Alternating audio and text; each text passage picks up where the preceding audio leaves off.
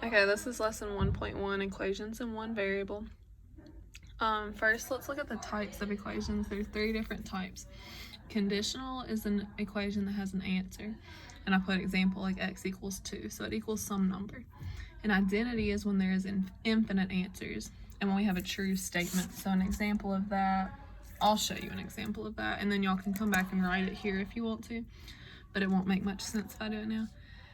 And then inconsistent has no answers. It's going to be something that is false. Okay, so the first few, we're just solving equations, or actually all of them, we're just solving equations, just like river problems. So plus 4, so 3x equals 12, divide by 3, so x equals 4. So this would be a conditional statement. It has an answer, x equals 4. There's a condition that has to be met for that equation to be true. So the equation is only true when x equals 4. Okay, so on letter B, to get rid of the fractions, we can multiply by a common denominator, which would be 4. So multiply each piece by 4. Okay, so 2 will go into 4 2 times. 2 times 1 is 2. So we get 2x minus 4 times 6 is 24. The 4's cancel here, so we get equals 3x minus 36. Okay, then I'm going to add the 36 over, and I get 60, and then I'm going to subtract the 2x over, and I get 1x equals 60. Okay, so again, if x equals 60, then that's a conditional statement because there is an answer. But I did something wrong. That was not supposed to be the answer. Oh, okay, I see right here. This is 36 minus and a negative 24. So that should have been 12. So x equals 12. I was thinking that was way too big of an answer. So I just did my signs wrong right there. So x equals 12. Okay, and then letter C, we can distribute here first. So we get 12x minus 3. Now right here, be careful. Do not do 4 minus 6 because the 6 is distributed. The 4 just drops down. So we get minus 6x plus 18. Okay, 4 and 18 is 22.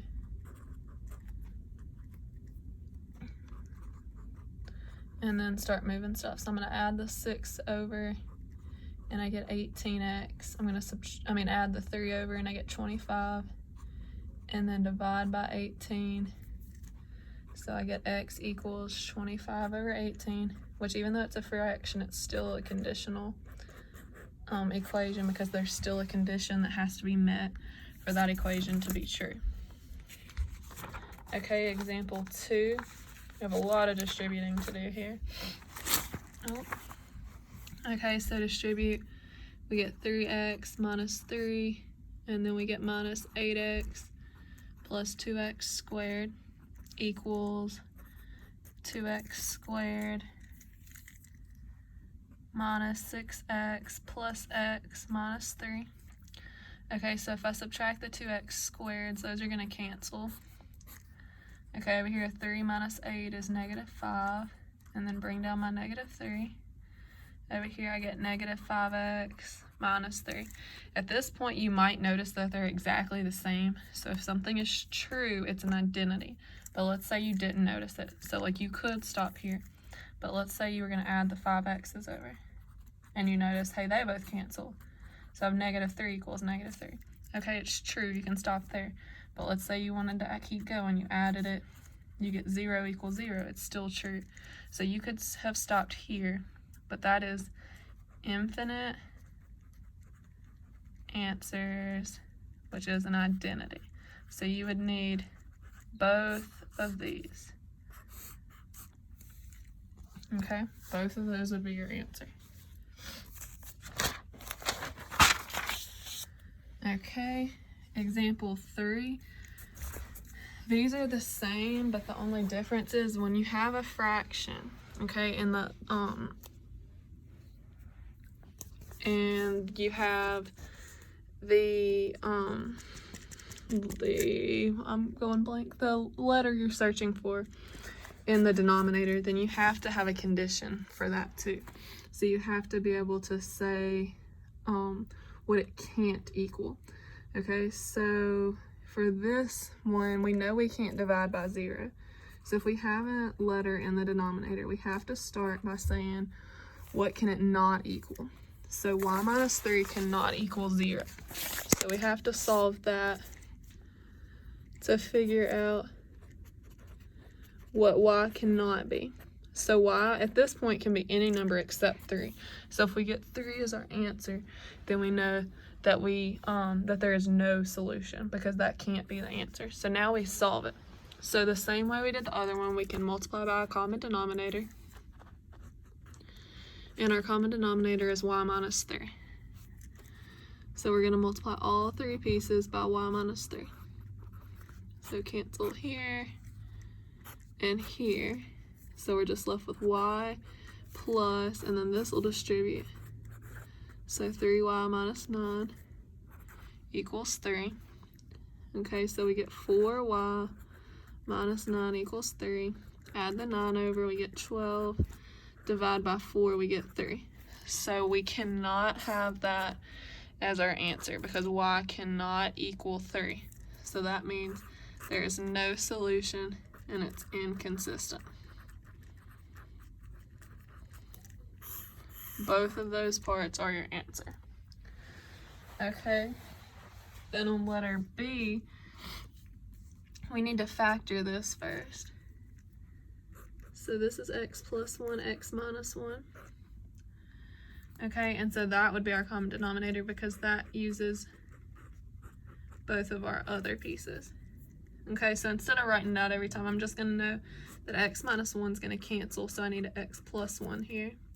X plus 1 is going to cancel, so I need an x minus 1 here. And then they're both going to cancel here. You can write it all out if you want to. So distribute, I get 1x plus 1. Then I get negative x plus 1. Because don't forget, this is a negative 1. If you need to do change like that, you can. And then it equals 2.